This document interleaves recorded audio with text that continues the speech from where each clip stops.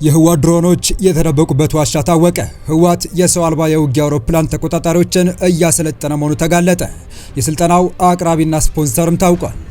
ህወሓት ደፍሮ ጦርነት አይለኩስም። የቀድሞው የህወሓት ጦር አዛዥ የቁርጥ ቀን ከመጣ ተፋልሚያቸው ክብሬን ጠብቄ ሄዳለሁ ሲሉም አነጋጋሪ መረጃ አጋርተዋል። የመድፍ አፈሙዞች ጸጥ እንዲሉ እንመኛለን። በጦርነቱ ጉዳይ ስለ ሩሲያውያን አቋም የወጣው አነጋጋሪ ጥናት ወደ ዳግም ጦርነት ለመግባትና በቀደመው ጦርነት ያላገገመውን የትግራይ ህዝብ ዳግም ለእልቂት ለመዳረግ ታትሮ እየሰራ የሚገኘው የሽማግሌዎቹ ስብስብ ህወሓት የዝግጅቱን ጥግ ያጋለጠ መረጃ ወጥቶበታል።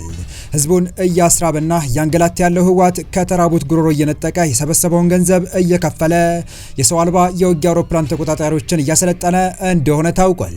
የስልጠናው አቅራቢና ደጋፊም እነማን እንደሆኑ ተገልጿል። በአሁኑ የመረጃ ሰዓታችን የነዚህንና የቁርጥ ቀን ከመጣ ተፋልሜ ክብሬን ጠብቄ ሄዳለሁ ያሉት የህወሓት የቀድሞ ጀነራል ህወሓት ደፍሮ ጦርነት አይለኩስም ሲሉ በልበ ሙሉነት የተናገሩትን ንግግር እንዲሁም የሩሲያ ዩክሬን ጦርነት በመጪው የፈረንጆች ዓመት ይጠናቀቃል ተብሎ ተስፋ እንዲጣል ስላደረገው ጉዳይ አክለን በዝርዝር ይዘን ቀርበናል። ሰላም ውድ የሉ ዴይሊ ቤተሰቦች እንደምን አላችሁ? ቻናሉን ሰብስክራይብ፣ ላይክ፣ ሼር ያደርጋችሁ እስከ ጥንቅራችን ፍጻሜ አብራችሁን ቆዩ።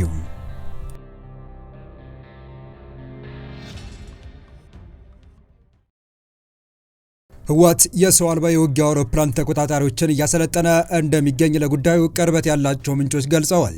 ህወሓት በተለምዶ ድሮን ተብሎ የሚጠራውን የሰው አልባ ተዋጊ አውሮፕላን ተቆጣጣሪዎችን እያሰለጠነ መሆኑ የተነገረው በሱዳን ከሚገኙ ታጣቂዎች መካከል ለተመረጡ አባላቱ መሆኑን የመረጃው ምንጮቻችን አያይዘው ጠቅሰዋል።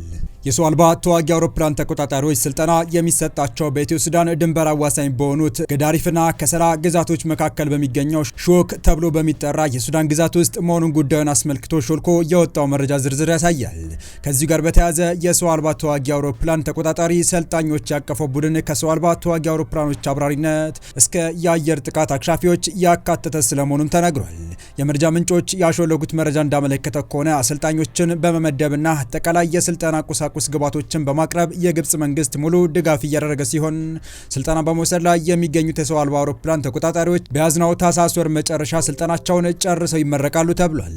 በሱዳን የሚገኘው የህወሓት ታጣቂ ክንፍ እንደ ሀሸባ፣ እንጉርጉር፣ ተናደብ፣ ግዴማ፣ ስፏ ተብለው ከሚጠሩ የስደተኛ ጣቢያዎች ጭምር ታጣቂዎችን እንዲመለመል ትኩረታቸውን የሱዳን ጦርነት ላይ ያደረጉ በርካታ የሚዲያ ተቋማት ዘገባዎችና የጥናት ተቋማት የምርመራ ውጤት ያሳያል።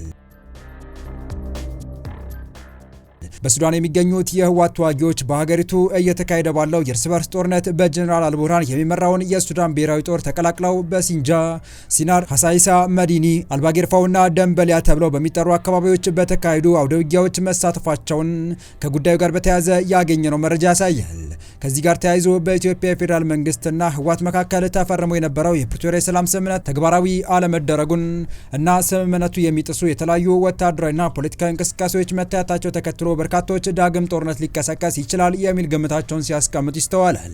የጦርነት ወሬ ከትግራይ ክልል ጊዜያዊ ርዕሰ መስተዳድር አንደበት መሰማቱና ከመከላከያ ጀነራሎችና ከአንዳንድ የመንግስት ከፍተኛ ኃላፊዎች አንደበትም ህወሓትን በተመለከተ ያስተጋቧቸው መልእክቶችን ታዲያ ጉዳዩ አይቀሬ ወደ መሆን እየተቃረበ መሆኑን የሚያመለክቱ መረጃዎች እየተሰራጩ ነው። ይህ መረጃ የወጣው ጀነራሉ የጸጥታን ወቅታዊ ሁኔታና የአዲስ አበባ ቆይታቸውን አስመልክቶ በትግራይ ቴሌቪዥን የሰጡትን መግለጫ ተከትሎ ነው። ጀነራል ታደሰ ወረደ ወደ ጦርነት ልንገባ እንችላለን የሚል ማሳሰቢያ ቢያሰሙም ከዛቻ የማያልፍ ነው የሚሉ አስተያየቶች እየተሰጡ ነው። የታደሰ ወረደ ማሳሰቢያ ውሃ የማይቋጥር መሆኑን ከሚሟገቱ መካከል አንዱ የሆኑት የቀድሞ የትግል አጋራቸው የሆኑ ጉምቱ የጦር መኮንን ህወሓት መቼም ደፍሮ ጦርነት እንደማይጀምር እርግጠኛ ነኝ ባይ ናቸው። እመኑኝ ይላሉ በደህንነት ምክንያት ስማቸው እንዳይነሳ የጠየቁት የጦር መኮንን። እመኑኝ የመጨረሻው ቀን ሲመጣ ጦር ሜዳ ገብቼ ለሀገሬ ዋጋ በመክፈል ስሜን ጠብቄ ነው በክብር የሞተው ያሉ ሲሆን ተማርኬ ወይም እጄን ሰጥቼ አልዋረድም ሲሉ ከዓመት በፊት የተናገሩት እኚህ ጀነራል በወርቅ ንግድ ከጠገቡት መካከል አንዱ ናቸው ባሉ ደግሞ አነጋጋሪ ሆኗል።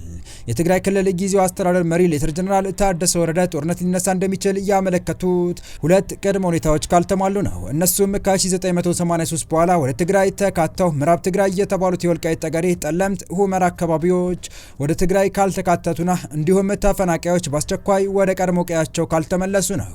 ተፈናቃዮችን አስመልክቶ በተለይም የጸጽን ወቅታዊ ሁኔታ በተመለከተ ጦርነት እንዳይነሳ አበክረው እየሰሩ መሆኑን ሁሉንም ጉዳይ በውይይት ለመጨረስ እንደሚተጉ የተናገሩት ታደሰ ወረደ ይህ ማለት ግን ጦርነት ሙሉ በሙሉ ይቀራል ማለት አይደለም ሲሉ ተደምጠዋል። ምክንያታቸው ደግሞ ኢህአዴግ ስልጣን ከያዘ ወዲህ ወደ ትግራይ ተካቶ ምዕራብ ትግራይ የተባሉ አካባቢ ወደ ትግራይ ካልተመለሰና ተፈናቃዮች ወደ ቤታቸው እንዲመለሱ ካልተደረገ ጦርነት አይቀሬ መሆኑ ታደሰ ወረደ ያስቀመጡት እንደ ቅድመ ሁኔታ ነው። ትግራይ ውስጥ ራብ ስለመፈጠሩና ትግራይ ውስጥ ተፈጠረ የተባለው የምግብ እጥረት የተለያዩ መረጃዎች ቢቀርቡበትም ጀነራሉ ለረሃቡ ዘላቂ መፍትሄ ተፈናቃዮች መመለስ ነው፣ ይህ ካልሆነ ግን ጦርነት ማስቀረት አይቻልም ብለዋል። አክለውም በበጀት ዓመቱ የግድ ተፈናቃዮች ወደ ቀያቸው መመለስ እንዳለባቸው አመልክተዋል። እስካሁን ተፈናቃዮች ለምን ሊመለሱ እንዳልቻሉ ባይገልጹም ካልተመለሱ ግን ጦርነት መፍትሄ ሊሆን ይችላል ብለዋል። ጀነራል ታደሰ ይህንን ቢሉም ተቀማጭነታቸው አዲስ አበባ ያደረጉ ከፍተኛ የጦር መኮንን ጦርነት እንደማይነሳ እርግጠኛ ናቸው። እመኑኝ ጦርነት አይነሳም ያሉት መኮንኑ ህወሓት አሁን ላይ ጦርነት እንዲጀምር የሚፈቅድለት አመቺ ሁኔታ የለውም የሚሉት መኮንኑ ኢህአዴግ ቀደም ሲል ባደረጋቸው ጦርነቶች ሁሉ ህዝቡ ከጎኑ ነበር፣ አሁን ላይ ግን ያንን ወሳኝ ሎጂስቲክ አክስሮታል።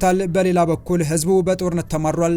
አሁን ላይ ትግራይ ውስጥ እንኳን ጦርነት ተራጸብ የሰለቸው ሰላም የናፈቀው ከካምፕ ወጥቶ በሰላም በቤቱ መኖር የሚፈልግ ህዝብ ነው ያለው። ስለዚህ ጦርነት መቀስቀስ ዋጋ ያስከፍላል ሲሉ አክለዋል። ይህንን እውነት እነ ደብረ ጽዮን ይረዱታል የሚሉት መኮንኑ ስለ ሰራዊቱም ያነሱ ሲሆን እሳቸው ባላቸው መረጃና በቅርብ እንደሚከታተሉት ከሆነ በትግራይ ጦርነት ቢለኮስ መዋጋት የሚፈልግ ስነ ልቦናው ለጦርነት ዝግጁ የሆነ ለሚቀሰቀሰው ጦርነት ዓላማ የሚገዛ የሰራዊት አባላት የሉም። እውነቱን ለመናገር ካልክ ሰራዊቱ በመልሶ ማቋቋም የተሰጠውን ወስዶ ጎጆ ቀልሶ ወደ ሰላማዊ ህይወት መመለስ የሚፈልግ ነው የሚሉት መኮንኑ የተወሰኑ የህወሓት ሹማምንት ሰራዊቱን የሚፈልጉት ለማስፈራሪያ እንጂ ለትግራይ ምንም ሊፈይዱ እንዳልሆነ አክለው ገልጸዋል። የሆነ ሆኖ የብዙዎች ግምቶች ወደ እውነትነት ተቃርበው በፌዴራል መንግስቱና በህወሓት መካከል ዳግም ጦርነት የሚቀሰቀስ ከሆነ ህወሓት በስልጠና ላይ የሚገኙትን የሰው አልባ ተዋጊ አውሮፕላን ተቆጣጣሪዎችን ጨምሮ በሱዳን ለሚገኙ ታጣቂዎች ወታደራዊ ግዳጅ ሊሰጥ እንደሚችል ይጠበቃል። በመጨረሻም አብዛኞቹ ሩሲያውያን የዩክሬን ጦርነት በ2026 ያበቃል ብለው እንደሚጠብቁ አንድ ጥናት አረጋገጠ። አብዛኞቹ ሩሲያውያን በዩክሬን ያለው ጦርነት በ2026 ያበቃል ብለው እንደሚጠብቁ የመንግስት የምርመራ ማዕከል ያስታወቀ ሲሆን የሩሲያ ኃይሎች በጦር ሜዳ ላይ የሚያደርጉት ግስጋሴ ቢቀጥልም በኪየቭና በሞስኮ መካከል የተኩስ አቁም ስምምነት ላይ ለመድረስ ጥረቱ ተጠናክሮ ቀጥሏል። ከሩሲያ ህዝብ የተሰበሰበው አስተያየት እንዳመለከተው በመጪው ዓመት ሩሲያውያን ጦርነቱ እንዲያበቃ ብሩህ ተስፋ እንዳላቸው ተመላክቷል። ጥናቱ የሰራው BTCO የተሰኘ ማዕከል ምክትል ኃላፊ ማኪን ማማኖቭ በአመቱ መጨረሻ ላይ ሆነው እንደተናገሩት በጥናቱ ከተካሄደባቸው 1600 ሰዎች መካከል 70% ለሩሲያ 26 የተሳካ አመት እንደሆነ አድርገው ይመለከቱታል ብለዋል። ለብሩህ ተስፋ ዋናው ምክንያት በፕሬዝዳንት ፑቲን ከተገለጹት ብሔራዊ ጥቅሞች ጋር በተገናኘ ልዩ ወታደራዊ ዘመቻውን ማጠናቀቅና የተገለጹትን ዓላማዎች ማሳካት ይቻላል የሚል ተስፋ አድርገዋል።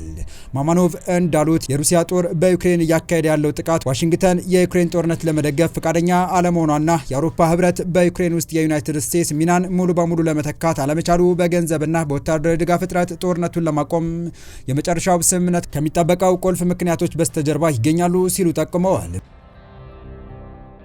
በግጭቱ ማጠቃለያ ላይ የሩሲያ ወታደራዊ ዘማቾችን ወደ ህብረተሰቡ መመለስና በሩሲያ ቁጥጥር ስር ያሉ የዩክሬን ክልሎች እንዲሁም የሩሲያ የድንበር አካባቢዎች እንደገና መገንባት ዋና ዋና ጉዳዮች ይሆናሉ ሲሉም ማማኖቭ አክለዋል። የተወደዳችሁ የቻናላችን ቤተሰቦች ለአሁኑ ለእናንተ ይመጥናሉ ብታደምጧቸው ታተርፉባችኋላችሁ ብለን የመረጥንላችሁ ዕለታዊ መረጃዎቻችን እስካሁን ያደመጣችኋቸው ነበሩ።